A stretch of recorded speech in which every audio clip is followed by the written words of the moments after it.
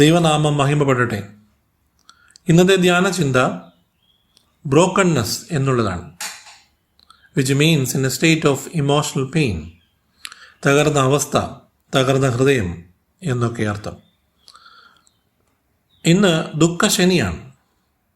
കുരിശിൻ്റെ ചുവടും ഗോൽഗോഥായും ഒക്കെ വിജനമാണ്. ജനനിബിഡമായിരുന്ന ഓശാന ദിനങ്ങളും കാൽവറി യാത്രയുമൊക്കെ കഴിഞ്ഞു. ദൈവത്തിൻ്റെ സ്വപ്നങ്ങൾ, മനുഷ്യപുത്രൻ്റെ സ്വപ്നങ്ങൾ എല്ലാം ഉടയ്ക്കപ്പെടുന്നുവോ എന്ന് തോന്നുമാറ് ഒരു അശാന്ത നിശബ്ദത. പെട്ടെന്നുണ്ടായ ഭൂകമ്പവും കാലാവസ്ഥാ വ്യതിയാനങ്ങളും അതുണ്ടാക്കിയ പ്രകമ്പനങ്ങളും ഈ തകർച്ചയുടെ ആഴം കൂട്ടി. കുരിശിൻ്റെ ചുവട്ടിൽ ദൂരെ മാറി നിൽക്കുന്നവർക്ക് ആരാണ്? തകർന്ന ഹൃദയം പേറുന്ന കുറേ സ്ത്രീകൾ. അവർ കുരിശിൻ്റെ വഴി പിന്തുടർന്നെത്തിയതാണ്. തകർന്ന ഹൃദയങ്ങളുടെ കാവൽക്കാരൻ ഇനി തങ്ങളെ ആശ്വസിപ്പിക്കാനില്ല എന്ന് ഓർത്ത് ഏങ്ങലടിക്കുന്നതായ നിമിഷങ്ങൾ.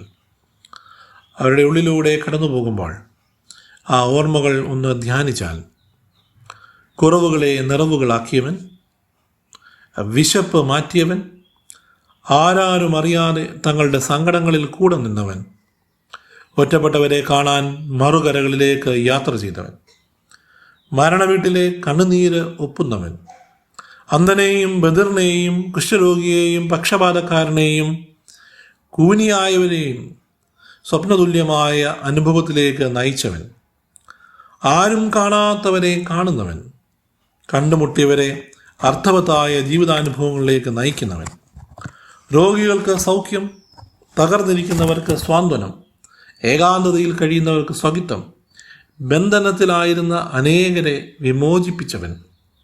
ഇങ്ങനെ ഒരായുഷ്കാലത്തേക്ക് ഉള്ളതൊക്കെയും അഫ്രപാളികളിൽ ചിത്രങ്ങൾ മിന്നിമറയുന്നത് പോലെ ഇവയെല്ലാം അവരുടെ ഹൃദയത്തെ വീണ്ടും വീണ്ടും സങ്കടത്തിലാഴ്ത്തി.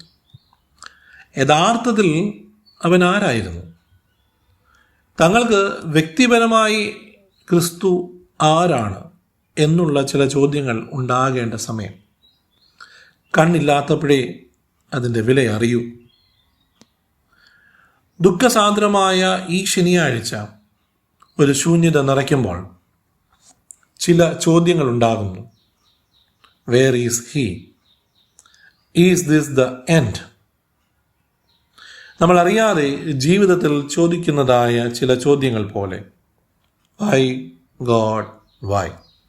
എന്തുകൊണ്ട് ദൈവമേ, എന്തുകൊണ്ട് എന്നോട്, എന്തുകൊണ്ട് ഞാനിങ്ങനെ സങ്കടപ്പെടുന്നു എന്നുള്ളതായ ചോദ്യങ്ങൾ പോലെ.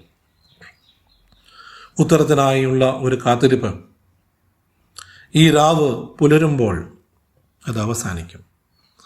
എല്ലാ തകർന്ന ഹൃദയങ്ങളും തുന്നിക്കെട്ടുന്നവൻ എല്ലാ ചോദ്യങ്ങൾക്കും ഉത്തരമായി കടന്നു വരും.